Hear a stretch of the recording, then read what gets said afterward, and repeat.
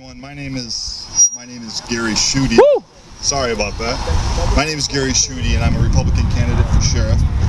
I am running for sheriff for a couple of different reasons. One of them is that obviously we have a problem in the sheriff's office, and I want to get in there and I want to remedy that situation. Another reason is a little bit more personal. I was a police officer for 25 years, and frankly, I miss being a police officer. So much for showing up. Absolutely. Can you hear me better? Thank you. I'm sorry, man. I'm not used to talking into a microphone. So, being a police officer, I received immense satisfaction from doing the job and helping people. Currently, I'm a practicing attorney, and frankly, the money is way better. And the money's better than what the sheriff's current salary is, but it's not about the money to me. It's about helping people, and the satisfaction that I receive from helping people far outweighs and outpays the salary that I receive as an attorney. Now, I'll tell you a little bit about myself. I grew up in Jackson, born and raised here. I became a part-time temporary parking checker at the Jackson Police Department when I was 18 years old. It was a foot in the door, and I jumped at it. I moved from that into the cadet works, became a cadet, operated there for about a year and a half, became a police officer at the age of 20, which is probably way too young, but I'm not sure you're ever old enough to be a police officer, frankly. Nevertheless, after being a police officer for about 2 years, I was assigned to a vice squad known as the crack unit. It's an acronym that stands for Concentrated Response Against Crime. And I practiced in there until I was cycled out, and then I became a community police officer. I did some incredible learning as a community police officer. During that time, I was assigned to what was then the most violent section of Jackson, and it bordered Wesley Street to the north, Morrell Street to the south, Francis Street to the east, and Blackstone Street to the west. You used to live in that square? I worked in that square for most of my career. And it was an honor to work in there and to meet people, to get to know people, to gain their trust, and to have them assist me in solving crime. After I worked that community police officer assignment, I then went into the detective bureau.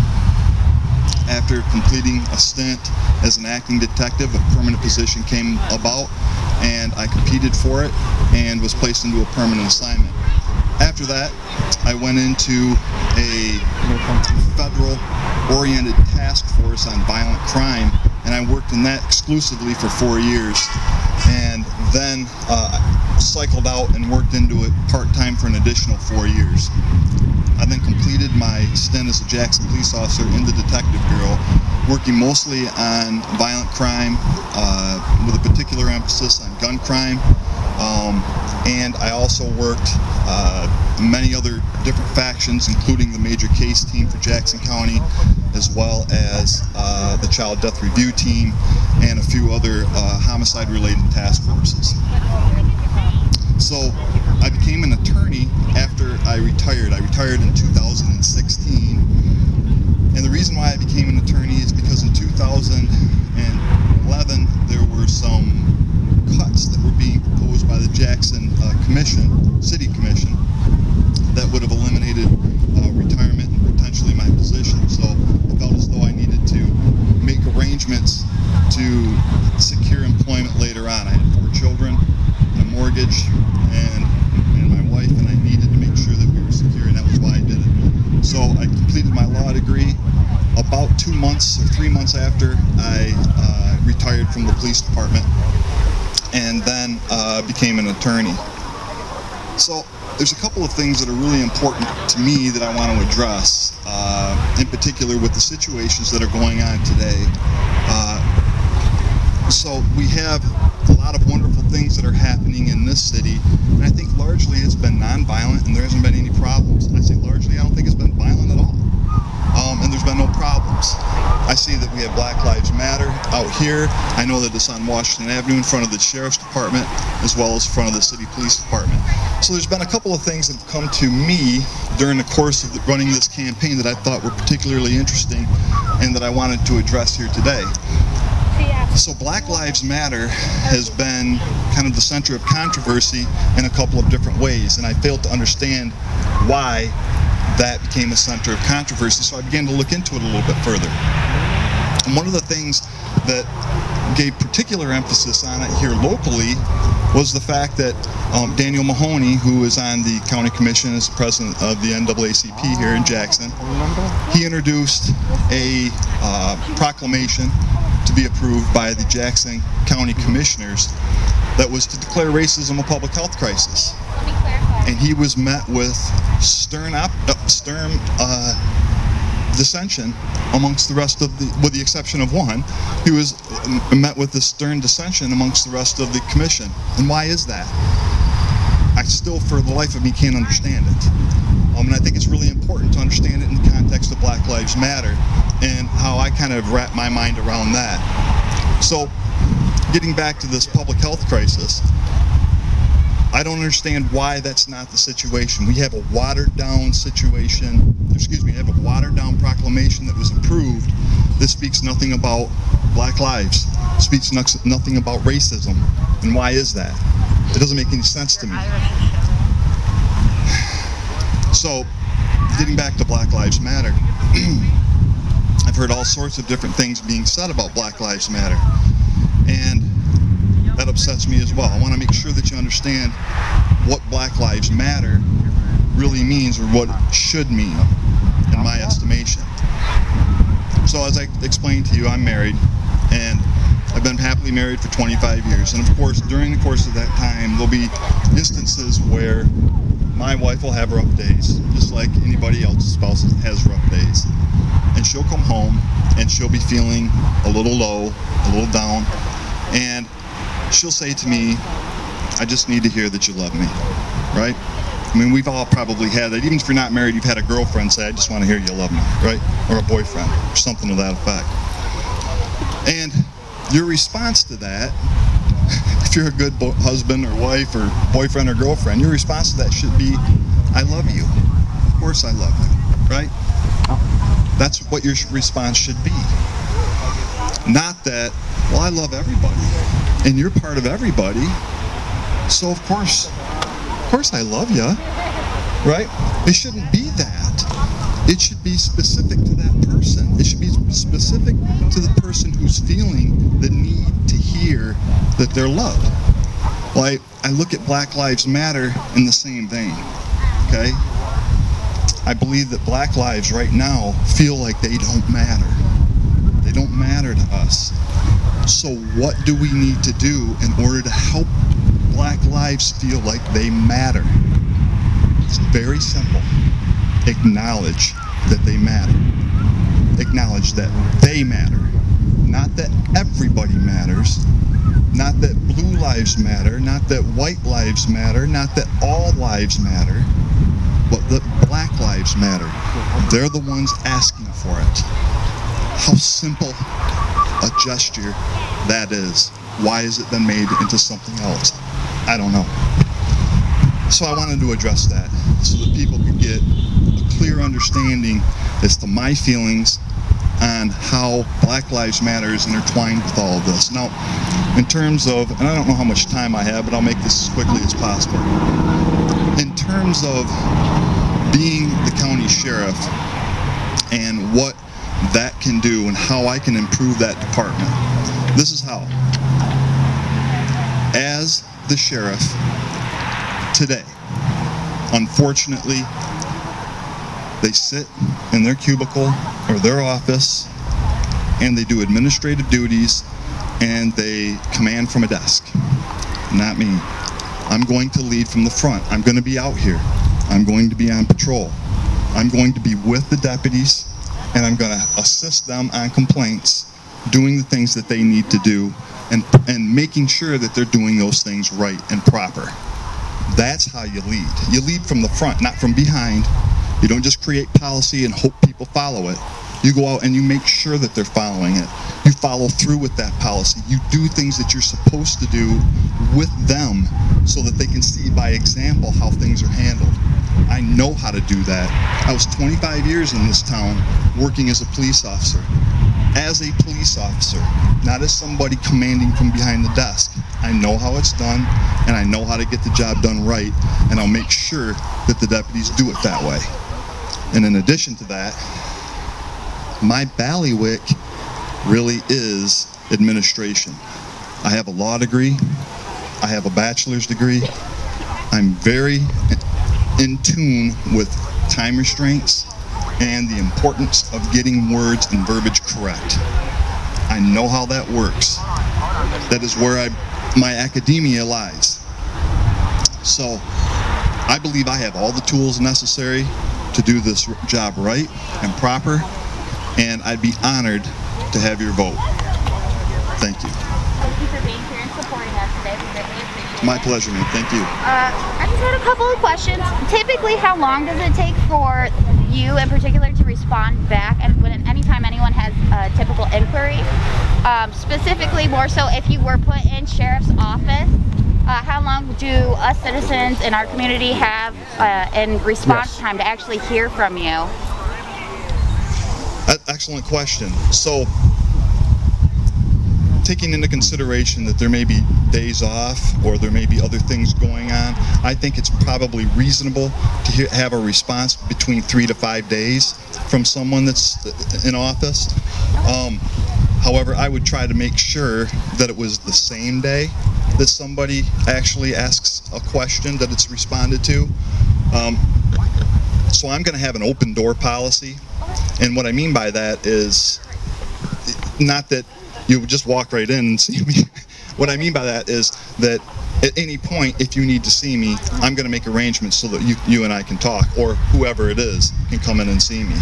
And I want to make sure that there's transparency with whatever the question or inquiry is, so that it's not buried and hidden, because that's the only way that you can create trust. Right. I appreciate your answer. Thank you. I have a second question. So, I've asked Carpenter, who is also running for sheriff also, I'm just interested personally, do you know how much money the city of Jackson received back in 2019 that could be budgeted for the city as a whole? The city of Jackson? Yes.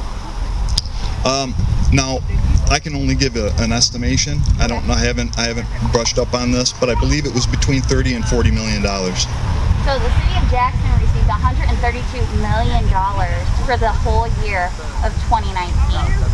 If you look a little bit into budgeting, which you can also... I'm sorry. I meant to say between $130 and $140 million. I said 30 to 40. I apologize. Oh, that's fine. No, so we did. We received $132 million for the year of 2019 for the city of Jackson. I was looking a little bit into budgeting. Anyone can actually look and pull City of Jackson's budgeting records. They have it all laid out. You can even do a quick search F or Alt F, and you can type anything that you need and you can pull it up. I did notice that our parks and recs, like our state parks, they only receive about $1.2 million for the whole year of 2019, where our police departments received about $10 million, and only $2 million went towards paying the police officers, the sheriffs, unemployment, sick families, and stuff like that. What are some things that you think that you could do as sheriff to help reallocate some of that money and help our community become better? Okay, but I want to make a distinction here. The city of Jackson is completely different than the Jackson County Sheriff's Department. Correct. Okay. No, I understand.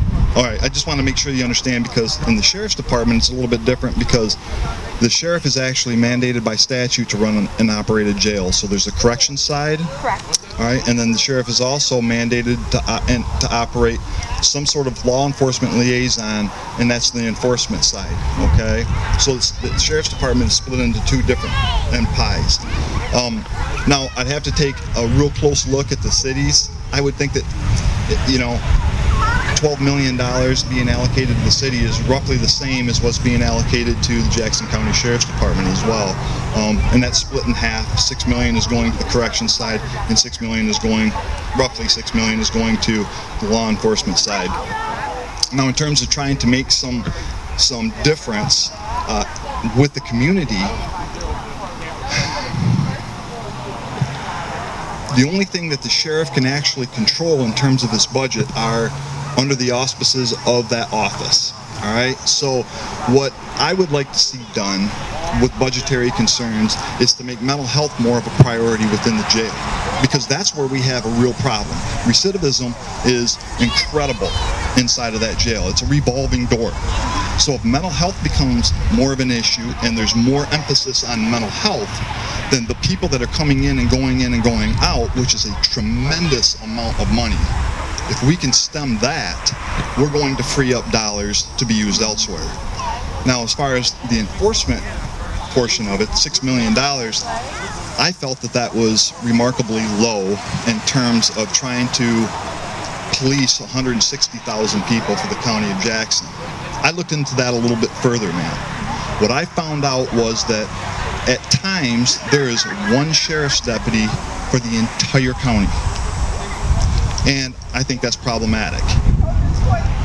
The nooks and crannies of that budget need to be gone through with a fine-tooth comb to make sure that the taxpayers are getting the benefit of the bargain.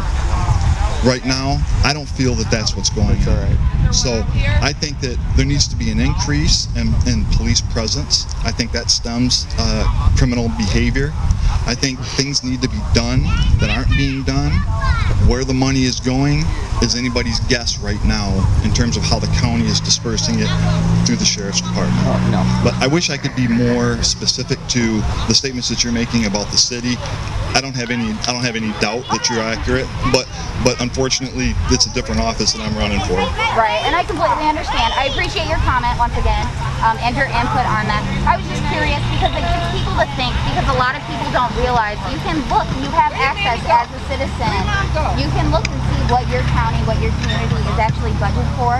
In some places, like Jackson, can be under budgeted for certain specific things. And it would be good for us as community members to realize that where this money is being wasted, because at the end of the day, people are being paid off of our tax dollars, and we are hardworking Americans trying to make a living. So that would be the best to, just make sure that we go over all of our funding and kind of see, like you said, with the fine-tooth comb, and see where we can maybe allocate or maybe even absorb and make something better for our community. Yes, ma'am. I have a question. Yes, ma'am. Do you know, and would you support the sheriff's office getting military equipment? And do you know what we have that's from the military? So, sorry about that. I guess I'm gonna have to keep this over here. So right now, there is military equipment that's being used by the sheriff's department. Okay. I don't know the inventory. Of that equipment, but I will tell you that the special response team does have an armored vehicle that was given to us by the military. There may have been, at least my understanding is that there have been some, potentially some ballistic vests that are used by the military as well, but I believe that's the limit of it.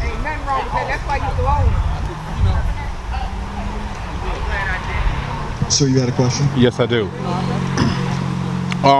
You touched on Black Lives Matter a little bit, and I don't want, pardon my language, I don't want the cliche answer that yes, racism is a problem, because racism has been a problem long before the proclamation has been offered to the city for a resolution. Do you believe that there is a problem with racism inside not only our city police department but also our sheriff? And if you do, what is your plans to tackle that and to strengthen the bond with the community members? Excellent question. Absolutely, there's a problem with it, right? And the problem is not just to discuss whether or not there is racism. Okay, the problem is to discuss why people feel that way. Okay, because here's where I see the rub coming with the question that you're asking, sir. And I see the rub coming from the point of most people identify themselves as being good, right? So when you identify yourself as being good and you get hit with the R word, the first thing that you're going to do is bristle up and say, well, that's not me, right? It doesn't have anything to do with me. I'm not that guy, so therefore it doesn't apply. Well, sometimes it takes a very closer look at what that means to other people and how your actions are being interpreted by those people, so that you can make sure that you are in fact demonstrating that you aren't a racist. Okay? So that's one of the things that I think probably causes a little bit of miscommunication between folks. So in that circumstance, there needs to be an open dialogue. Now, my suggestion in doing this is to have training on cultural connections so that we can understand a little bit better culturally how different races view different things that are going on in our community, how we can respond to that appropriately, and how we can attack that so that it's not felt in our hearts. Okay? So, how would I do that? Well, like I explained, I'm going to be out on the front lines and observing this type of behavior. I'm not going to be sitting behind a desk. I'm going to go over all of the current policies and all the current procedures one by one and make sure that any deficiencies that are detected in there are addressed appropriately. I'm going to speak with all the employees, first as a group, and then individually, and get an idea and a feeling for what they're doing, what they're going through, and how everything is transpired for them during the course of their employment. Then it's going to be important and appropriate to address any complaints that may come in or may have come in the past even that may be unresolved, and to look at those complaints and address them in a forum that's open. Question. Okay. I have a background in business. Do you believe that a business promotes people who have the same beliefs and the same structure as the people before them? That a business, I believe, it's a little bit out of my. You already know where I'm going with this. But I believe that a business probably does, in fact, do that. Okay, so that brings me to my next point. 1964 and 1965 were pivotal years for the African American community and the community in the United States as a whole. We had the civil rights law passed, and then we also had the Board versus education. Board versus education. We've had similar. We've had instances where, okay, excuse my train of thought. No, so if my mother was born in 1957, okay, then that means for the first 7 to 8 years of her life, she was brought up in a world where African Americans were not considered as equal as human beings. Even if you look in the military books, we were 3/5 of human beings.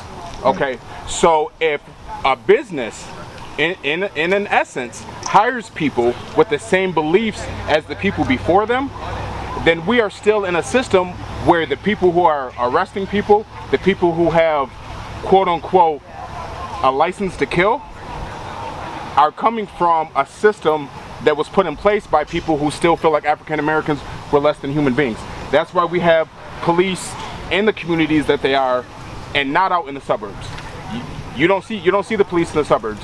Yes, there's a different type of crime being committed, but so the reason that I'm saying that is, do you believe that not only do we need an overhaul in the policies that you mentioned, but we also need to change our hiring system, who we promote, how we reprimand people? Do you believe that cops should be reprimanded for excessive use of force if you were sheriff? Absolutely. On their personal dollar, not on the company dollar, not behind the badge, on their personal dollar. What does that mean? Okay, there's been instances around the country where police departments have changed how they handle situations like that. It's very hard for a community member to sue the police. Very hard. Even if they have all the documentation, it's very, very hard. So,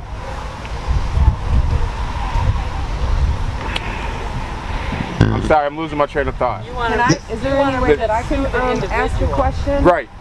Would there be any policies, if you were sheriff, would there be any policies where it would stop the police from sharing information with their children when they go home, so that when they go to school they can pinpoint whose dad has been arrested? Would you make that a policy? Stop. Well, I'm not exactly sure what that means, I suppose. I just remember when you arrested my children's father and then you went home and told your daughter. So when they went to school the next day, they were told that their dad was arrested. I never arrested your children's father. Okay. Well, so that's that was some years ago, but I mean, that was definitely a situation. I just wonder, in didn't that arrest him. situation, would that be a policy that you would put in place? That confidentiality would play a role with your other cops? If you were sheriff, would confidentiality be an issue? I'm not sure how your question, with the way your question's worded, I'm not sure how to address it, but let me try to answer it this way. Confidentiality is extremely important, okay? And I believe that is the cornerstone of good investigations and good police work. Okay. So, a policy driven toward confidentiality, I think that the law governs confidentiality in certain situations, and a policy wouldn't be necessary.